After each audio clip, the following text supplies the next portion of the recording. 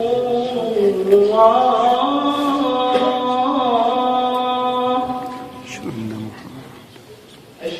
أن محمدا رسول الله.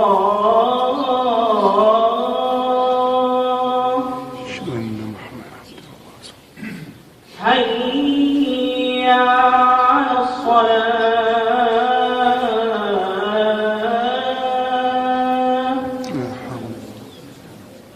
حي على الصلاة.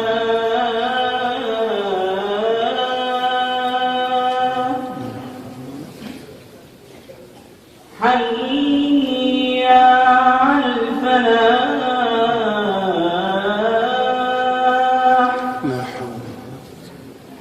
حي على الفلاح.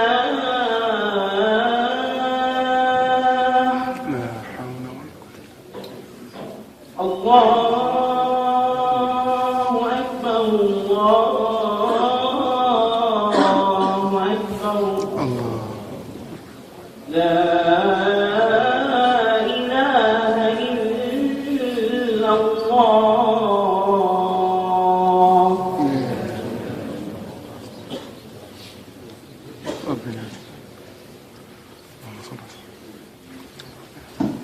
إن الحمد لله الذي نحمده ونستعينه ونستغفره ونؤمن به ونتوكل عليه ونعوذ بالله من شرور أنفسنا ومن سيئات أعمالنا. من يهده الله فلا مضل له ومن يضلل فلا هادي له. ونشهد أن لا إله إلا الله وحده لا شريك له. ونشهد أن محمدا عبد الله ورسوله أرسله الله تعالى بالهدى ودين الحق ليظهره على الدين كله وكفى بالله شهيدا. فصلى الله عليه وسلم تسليما كثيرا كثيرا. ثم أما بعد، فإن أصدق الحديث كتاب الله وخير الهدي هدي محمد صلى الله عليه وسلم. وإن شر الأمور محدثاتها وإن كل محدثة بدعة وكل بدعة ضلالة وكل ضلالة في النار. يقول سبحانه وتعالى في كتابه الكريم بعد نقول أعوذ بالله من الشيطان الرجيم: يا أيها الذين آمنوا لا تكونوا كالذين آذوا موسى فبرأه الله مما قالوا وكان عند الله وجيها. يا أيها الذين آمنوا اتقوا الله وقولوا قولا سديدا يصلح لكم أعمالكم ويغفر لكم ذنوبكم ومن يطع الله ورسوله فقد فاز فوزا عظيما. اللهم اجعلنا من الفائزين. رب اشرح لي صدري ويسر لي امري واحلل عقدة من لساني يفقهوا قولي. اللهم ثبتنا عند الموت بلا اله الا الله. واللهم اجعلنا من الذين امنوا وعملوا الصالحات وتواصوا بالحق وتواصوا بالصبر. امين يا رب العالمين. Today, inshallah ta'ala, my intention is to share with you some reflections from one particular ayah of Surah Al-Ahzab. This is the 33rd surah of the Quran. And this one ayah is towards the end of the surah. It's the 70th ayah of the surah. But in order to introduce the surah to you, I'll start with the 69th ayah, one ayah before it. In both of these ayat, Allah addresses the Muslim community. And He says, Ya ayyuhal ladina amanu. Those of you who claim to have iman. We hear this phrase all the time, but actually some of the devices inside this phrase are very powerful. Even when the nuhat, the grammarians break up Ya ayyuhal ladina amanu, they pay attention to every bit of it. Even the ha, when you say Ya ayyuhal, ha ul tanbih, to get your attention. Like it's as though Allah is saying, believers, those who claim to have iman, pay attention to what I'm saying. It's not a casual statement of Allah to say Ya ayyuhal ladina amanu. And it also indicates that whatever is being said, the only people that would actually really pay attention or benefit would be the people that have iman to begin with, that have faith to begin with. It also implies that whatever is coming, whatever Allah is about to say, if you and I don't pay attention to it, it doesn't really impact our behavior, our attitudes, our thoughts, and our speech much at all, then we're not really qualified as people of iman. Because by saying Ya ayyuhal ladina amanu, whatever comes after has become a condition of our faith. It's a demand on our faith to take this matter seriously. So all the ayat of the Quran that have Ya ayyuhal ladina amanu in them require a special attention from Muslims. A special attention. It is as though they become manifestations of proof that we truly do believe in Allah and His Messenger sallallahu alaihi wasallam. So he says, لا تكونوا كالذين آذوا موسى. Don't be like those who caused Musa pain alayhi salam. Don't be like those who caused Musa alayhi salam pain. Now if you think about Musa alayhi salam and who caused him pain, you might think it was Fir'aun and the Mala. It might be those people, because they were, the people that Fir'aun declares himself ilah himself. مَا عَلِمْتُ مِنْ إِلَهٍ غَيْرِي يَقُولُ أَنَا رَبُّكُمُ الْأَعْلَى. He declares himself master. So maybe hearing those words causes Musa alayhi salam pain. But actually that's not the case. The Quran is explicit. Al-Quran يُفَسِّرُ بَعْضُهُ بَعْضًا. So when Allah Azza wa Jalla says, وَقَالَ مُوسَى لِقَوْمِهِ يَا قَوْمِ لِمَا تُؤْذُونَنِي. When Musa alayhi salam said to his own people, the Israelites, people who believed in him, why are you causing me pain? وَقَدْ تَعْلَمُونَ أَنِّي رَسُولُ اللَّهِ إِلَيْكُمْ. You already know that I am Allah's messenger. You know very, very well that I am the messenger of Allah sent to you. So Allah's messenger, Musa alayhi salam, was complaining to the Muslims of that time, and he was giving them a khutbah saying, you people are causing me pain, not disbelievers. You people are causing me pain. And you already know that I am the messenger of Allah to you. It's not like you don't know. You can expect somebody to make fun of a messenger when they don't believe in that messenger. You can expect someone to disregard the advice of a messenger when they don't believe he's a messenger, when they don't believe he's on the truth. But Musa alayhi salam is shocked at the fact that these people are violating and causing me pain, making fun of my instructions. For instance, when Allah's messenger Musa alayhi salam told them to slaughter a cow, their first response was not سَمِعْنَا وَأَطَعْنَا. When Allah gave him the commandment, إِنَّ اللَّهَ يَأْمُرُكُمْ أَن تَذْبَحُوا بَقَرَةً. حتى لم يقل آمركم أن تذبحوا بقرة. قال إن الله يأمركم أن تذبحوا بقرة. Allah is telling you, no doubt about it, you should slaughter a cow. The first response was not, we listen and we obey. The first response was, أَتَتَّخِذُنَا هُزُوًا. Are you kidding us? You take us as a joke? You think this is funny? That was their first response. You can't be serious. That was their response to Musa alayhi salam. And that summed up, that attitude of not taking the instructions, the advice of a messenger seriously, that is summed up in the phrase, لَا تَكُونُوا كَالَّذِينَ آذَوْا مُوسَى.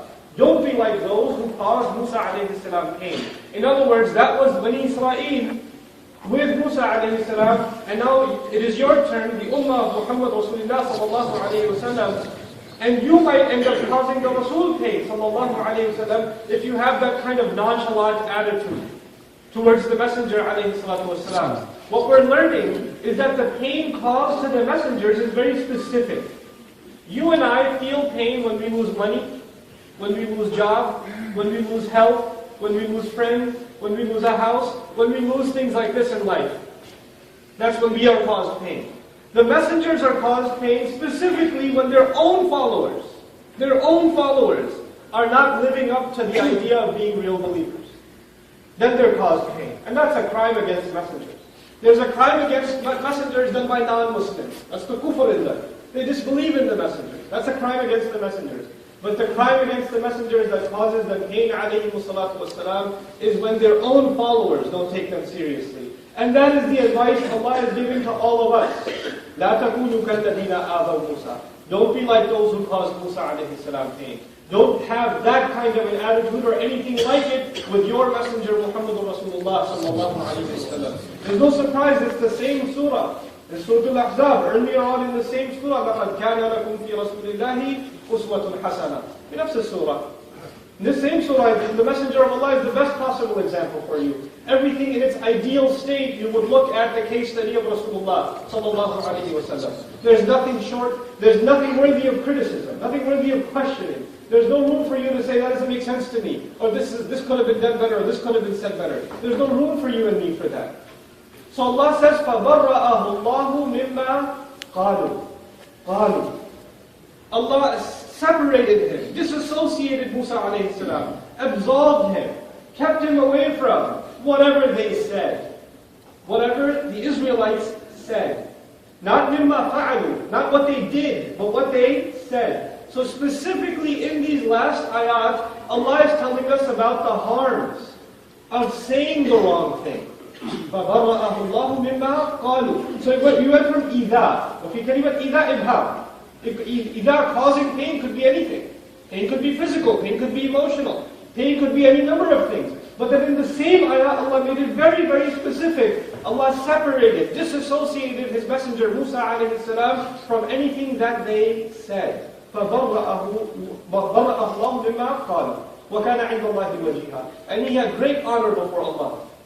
He had great nobility before Allah. What's the point of mentioning the honor of Musa alayhi salam? Because when people try to say, his own followers accused him of many things.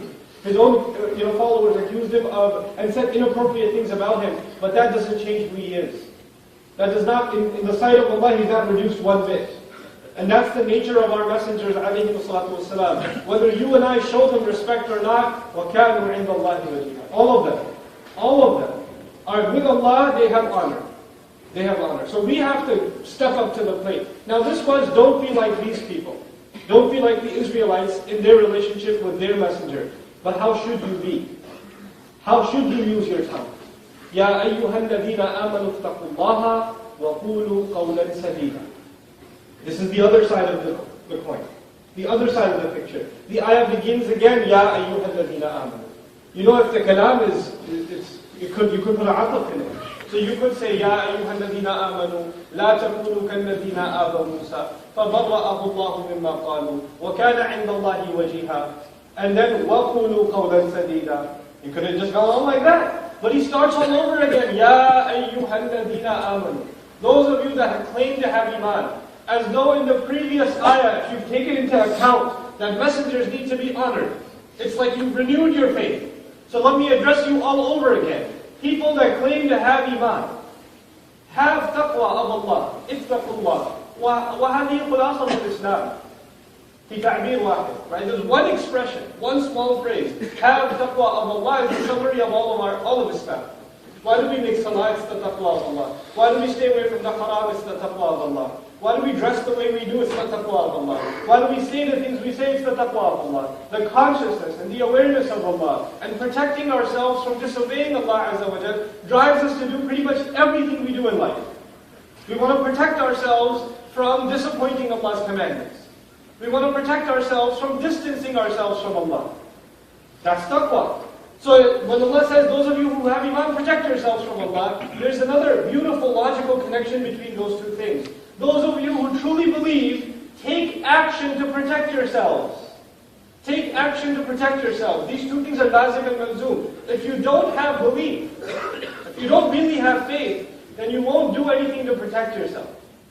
To give you a simple example that one of the great scholars that, I'm just genuinely, I love this scholar, Sheikh Muhammad Atim al-Nabusi, may Allah keep him safe, because he's in Syria, and may Allah Azza wa Jal keep all the Muslims safe and end the turmoil in that region of the world. And may Allah Azza wa Jal take all the innocent victims as shuhada and enter them into Jannah and give their families sabr. But, Sheikh Muhammad Atim al-Nabusi, in explaining this ayah, was saying something beautiful. He said, if somebody told you, hey, by the way, there's a scorpion on your shoulder, you turn to them and say, Jazakallahu khairan, brother, for the wonderful advice. I really appreciate that you told me. I know I should take your advice seriously. I know. I'm just not ready mentally yet to take your advice seriously. I'm not there yet, But thanks for the advice. That can only mean you don't understand what a scorpion is. That's the only way you could do that. You don't know what a scorpion is. If you really believe that there's a scorpion on your shoulder, and somebody says, hey brother, watch out, there's a thing over here. What is it, a scorpion? There will be an immediate action to protect yourself. You do something to protect yourself immediately. You wouldn't say, inshallah in Ramadan I'll protect myself. You wouldn't do that, right? You wouldn't say, let me take some time, let me think about it. It's good advice, I appreciate the advice, and I know what I'm doing is dangerous. I know that too. But, inshallah, when Allah gives me tawfiq, then I'll move the scorpion. But right now I can keep it on my shoulder. You wouldn't have that attitude. That actually depends on how seriously you believe there's actually a scorpion on the shoulder. So Allah says, if you really have iman, you will try to protect yourself. Ya ayyuhalladhina amanu taqullah. But because taqwa encompasses everything, like I said, taqwa encompasses everything in our faith. There's nothing that we do in our faith that isn't inside taqwa. It's this giant umbrella that covers everything. So Allah mentions one proof of taqwa. One thing from taqwa at a time. It's like taqwa is rain and you've got to pay attention to one drop at a time. So the one drop of taqwa in this ayah is وَقُولُوا قَوْلًا سَدِيدًا. That's the one drop of taqwa in this ayah. One proof of, really, if you know that you're protecting yourself from disappointing Allah, from disobeying Allah, from getting Allah angry with you, and distancing yourself from Allah. If you want to protect yourself, one of the ways you can do that is قُولُوا قَوْلًا سَدِيدًا. Speak, and I'll just give you the rough translation before I dive into the ayah itself, because that's really the purpose of my khutbah, is this phrase, وَقُولُوا قَوْلًا سَدِيدًا. He says, speak in a way that is right. It's good speech, good, clear, clarifying speech. Correct speech. Speak, say the right thing. If you want to just do a casual translation, be cautious of Allah and say the right thing. That's a very casual translation of the ayah. Now the word right, if you look at the dictionary, you look at the word sadid, because qawl is easy Arabic, it's speech. Then the sifa given to qawl is sadid, qawlan, sadidan. And sadid is described usually as sawab min al-qawl, the right thing to say. But also in the Quran elsewhere, for example in Surah An-Naba, many of you know Surah An-Naba, وَقَالَ صَوَابًا, that the person will say the right thing. The believer, or any human being on Judgment Day, he doesn't have the ability to say the wrong thing, so the only thing he will say is the right thing. وَقَالَ صَوَابًا. Like in modern Arabic, the difference between right and wrong is salab wal khata. Right and wrong, right? But what is the difference between salab and sadid? And why did Allah use the word sadid specifically in this ayah? What are some benefits of this word? You know, Allah asks us in the Quran to reflect on every word. أَفَلَمْ يَدَّبَّرُوا الْقَوْلِ. Al-qawl includes everything. It includes the ayah, it includes the surah, but it even includes the phrase. It even includes the word. It even includes the harf. Every one of those things is a qawl. So we have to pay attention to everything Allah says in His book. So He describes this qawl in the Quran as sadid. So I'm going to spend a little bit of time explaining the meanings of this word as per ancient Arabic, and how each of those meanings actually gives us advice about how we should be speaking in life, how we're supposed to be carrying ourselves in speech. So the first meaning of asad, they say إِغْلَاقُ الْخَلَلِ, to fill gaps, وَرَدْمُ الثَّلِ, and to, if there's a crack in the wall and you fill it in with plaster, right? Or there's a crack in the brick and you fill the hole in. This is actually the first meaning of sad, to fill in a hole, to fill in a crack. What that implies is we should speak in a way that is completely understood, and there's no room left for misinterpretation. There's no cracks in our speech. There's no room for somebody to say, did you mean this or did you mean that? Our speech needs to be protected, well articulated. Don't say things that have double meaning, that will create problems later. That people will hear you and they won't understand what you said. Sometimes people do that as a joke. They're saying something as a joke, but the other thinks you're serious. The other completely misunderstood what you said, and huge problems are created because there's a lack of clear communication. There's a gap in your speech. You need to address that gap. Sometimes the way you write, maybe your email skills are really bad, and you mean to praise someone, but it sounds like you hate them. And then when you meet with them, you're like, why do you hate me so much? You're like, I don't hate you. Well, I read your email. No, that's not what I meant at all. That's not what I meant. You totally misunderstood me. This is not qawl sadid. In other words, we have to be careful how we communicate. And we don't leave room for misinterpretation. That's the first benefit of qawl sadid. Then they say, saddahu, aw saddadahu, aslahahu, aw thaqahu. He fixed it. He fortified it. In other words, before we open our mouth, like the Arab poet complains, he wishes, it's a strange poem, he wishes that his throat was a mile long. There's an Arab poet who wishes that his throat was a mile long. He wasn't impressed with zebras or anything, or giraffes or anything. But the reason he wanted a throat a mile long is his heart wants him to say something. And the word leaves his heart, and it goes into his throat. And it's traveling up his throat until his brain realizes those are not good words, they better not come out of my mouth. So let me just hit the reverse button and let them come back down before they come out of my mouth. But his throat is too short. So when something comes in his heart, he just says it, as man, my throat is too short. I wasn't able to stop my words before I pull them back in. That's what he's saying.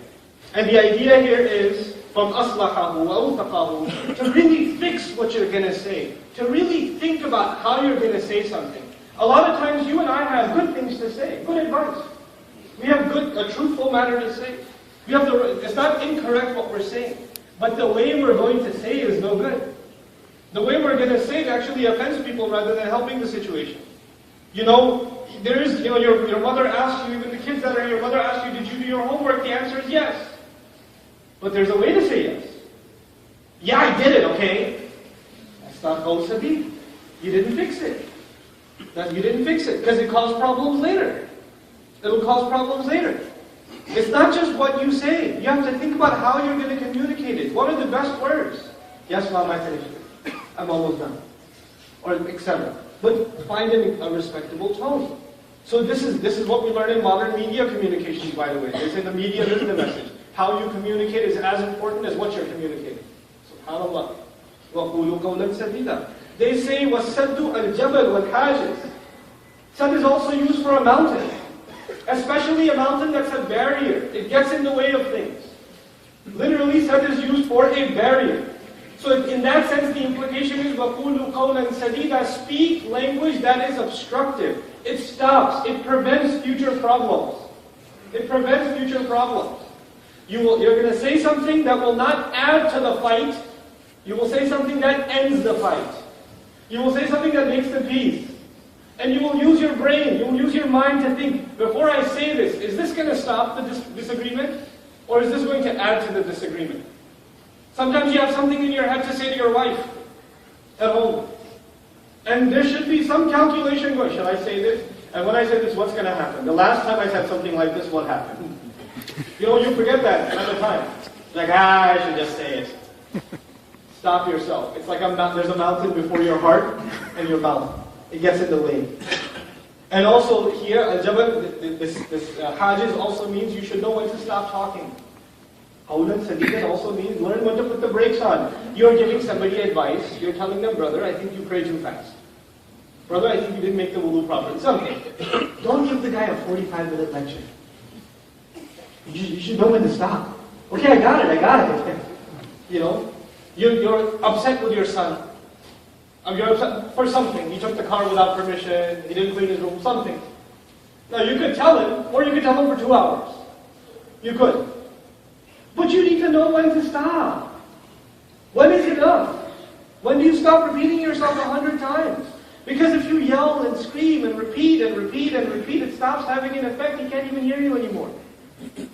Then the next time, until you say it 200 times, he can't even hear it once. You're only putting yourself in more trouble. It's so incredible that the Messenger of Allah ﷺ practiced this sad in his life. One of his sunnah is that when he was upset, ﷺ, he stopped talking. It's remarkable. When we're upset, we talk a lot. When he was upset, ﷺ, he would stop talking and the Sahaba would realize something is wrong. Please tell us what's wrong. They would just realize that. This was him practicing. He just say a little and he just stopped. Nothing more. And that itself means there's something up. Something's not right. This is qawlan sadida. Then, of course, there's a famous piece of poetry which uses the word sad. It's commonly confused with another word. They say, أُعَلِّمُهُ الرِّمَايَةَ كُلَّ يَوْمٍ. And the incorrect version is فَلَمَّا اشْتَدَّ سَاعِدُهُ رَمَانِ. It's actually فَلَمَّا اشْتَدَّ. هذا أفصح. فَلَمَّا اشْتَدَّ سَاعِدُهُ رَمَانِ. There's a poem about, some guy who taught his nephew how to shoot the arrow. Right? So I used to teach him archery every single day. And finally, when his arm became straight and he could shoot the target perfectly, he shot me. That's what he said. He's complaining, man, I taught you how to shoot and you shoot me now? But istadda is used. The reason I brought it up is the same origin as sadid. What does that mean? The word speech that has isaba, it hits the target. It hits the target. Actually, even a qaws, a bow. The famous archers that were like snipers back in the day, they never missed their target. They used to nickname their bow Sad. They used to nickname it Sad. Why? Because it always hits the target. So speech that hits the target. What is the purpose of your speech? Why are you opening your mouth? What good will come out of the words you're saying? Who are you saying them to? And why are you saying them? And if your answer to that is, I'm just saying. I'm just saying. That means you have no direction in your speech. There needs to be a hadaf. There needs to be a ghaya. There needs to be a goal for why you and I speak. And if we don't have a goal, فَلْيَصْمُتْ. Let him be quiet. فَلْيَقُلْ خَيْرًا لِيَصْمُتْ. Let him say something good or let him be quiet. If you have a particular target, then speak. And if you have a target in mind, then all of the words you and I are going to use, the examples we're going to give, the tone we're going to use, all of it will be taken into consideration because there's a goal in front of you. If the goal in front of you, for example, if my goal is to advise my brother, my older brother, I know he's older than me. So if I try to give him advice, the first thing he's going to think is, who are you? I used to change your diaper, now you're going to give me advice? I can't give him advice because he's older. Now I have to hit that target, because I really need to give him this advice. I need to find a loving way, a respectful way, a way that doesn't make him feel like, who are you to tell me? I need to find some intelligent way to give him this advice so it hits the target.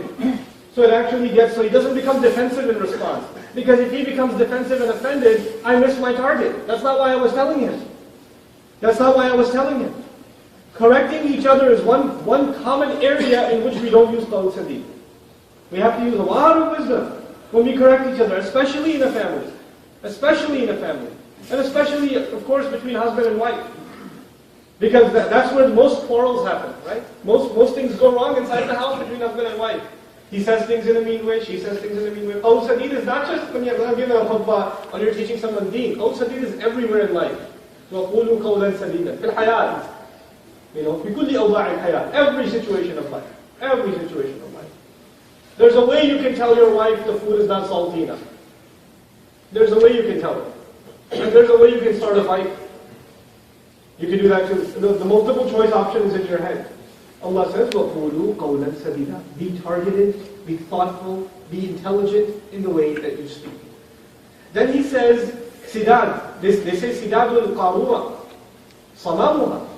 They use the word sidad as the lid of a bottle. The lid of a bottle is also called sidad. Now what does the lid of a bottle do? It's the end of it. Now nothing more can come out. It's done. The implication for that on our speech is that when you say something, it's done. You gave your word. You don't go back on it now. It's tight, it's closed. So you don't issue a policy and then next day new policy. You don't give an instruction, next day another instruction. You don't say we're going to go, then we're not going to go. If you give your word, and if you say something, be consistent and follow through. Following through, like nobody thinks, oh, he's saying this today, but I know tomorrow he's going to change his mind. I know him. He forgets what he said yesterday. The lid isn't on it. Something keeps leaking out. Something else is always there. No. Be consistent and follow through in what you and I say. That's part of qawl sadid. Say things the way you mean them. Think them through. Don't rush to say something and, give an instruction or say this is what you're going to do if you haven't thought about it. وَإِلَّا فَقُلْ لَا, like the poet says. تَصْطَرِقْ وَتُرِقْنِي. If you can't do something, just say I can't do it. You'll put yourself at ease. You'll put others at ease. I come from a culture in Pakistan where a lot of people, they talk to each other and they say yes, takallufan. They just out of respect, ji, bilkul, bilkul. Yes, yes. Even if he means absolutely not, he'll say, oh, hogi baat. It's done. No big deal. That's not qawl sadid. If you can't do it, don't say inshallah. Don't blame Allah for your laziness. Don't put Allah in that. People use inshallah like the opposite of qawl sadid now. When you really don't think you're going to do something, you just throw it in inshallah. Are you coming to the convention, brother? Inshallah. No, I don't think I am. I might, but I'm not sure. Don't just say yes. Don't just say no. If you're not sure about it, say you're not sure. And a lot of times people just want you to say something so they can pressure you later. Don't fall into that. Stick to your word. Be upright with the words that you use. Now, they say, subhanAllah, just the wisdom of just using this word. They say, sidad bin aish. يعني ما تسد به الحاجة. This word is used for what fills the need. Please listen to this part carefully. Sadid is a word that fulfills a need. That fills a need. Sometimes your daughter needs to hear from you that you're proud of her, but you never say it. Sometimes your wife needs to hear from you that she's beautiful, but you never say it. Sometimes your husband needs to hear from you, sister, that you respect him, but you never say it. You say to yourself, oh, they know. They know. They don't know. Nobody knows. Saying good things means a lot. Just telling your son you love him. When was the last time you said it? Just give him a hug and you said it, you love him. You love him. You didn't just say, I can't believe you're so stupid. Why can't you get a real job? You're such a disappointment. Why are you taking so long in college? Why did you change your major? Instead, just no, and then just say you love him. He doesn't know anymore. He doesn't think you do. Sometimes people need to hear things. And you fulfill that need with sadid. You have to be sensitive to what people need to hear from you. You have to, if you're an employer, Of course, the relationship between you and your employees is one of you hired them, they have to do work. But sometimes they need to hear some encouragement. They need to hear they did a good job. And you need to give them that. And this is all, it fills a void. It fills a void. This is a need that human beings have. And it's not just about giving compliments and reassurances and words of love, but it's also about advice. Sometimes you need to give your friend advice. What he's doing is wrong. What your father is doing is wrong. What your in-laws are doing is wrong. Someone is wrong. And you're like, I don't want to say anything, I don't want to cause any problems, you know. They already hate me as it is. If I say something, forget it. No, if they need to hear a beautiful ayah of the Quran and make people of Qawls Hadith that can carry the word of Islam in all of our behaviors and all of our lives. Barakallahu li wa lakum fil Qur'an al-Hakim wa nafa'ni wa iyyakum bil ayat wal hakim.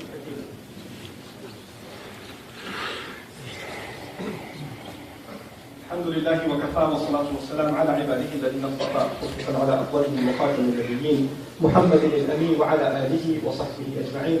يقول الله عز وجل في كتابه الكريم بعد أن نقول أعوذ بالله من الشيطان الرجيم إن الله وملائكته يصلون على النبي يا أيها الذين آمنوا صلوا عليه وسلموا تسليما. اللهم صل على محمد وعلى آل محمد كما صليت على إبراهيم وعلى آل إبراهيم في العالمين إنك حميد مجيد. اللهم بارك على محمد وعلى آل محمد كما باركت على إبراهيم وعلى آل إبراهيم في العالمين إنك حميد مجيد. عباد الله رحمكم الله اتقوا الله إن الله يأمر بالعدل والإحسان وإيتاء ذي القربى وينهى عن الفحشاء والمنكر ولذكر الله أكبر والله يعلم ما تصنعون. أقم الصلاة إن الصلاة كانت على المؤمنين كتابا موقوتا. الله أكبر الله أكبر أشهد أن لا إله إلا الله أشهد أن محمدا رسول الله. حي على الصلاة حي على الفلاح قد قامت الصلاة قد قامت الصلاة. الله أكبر لا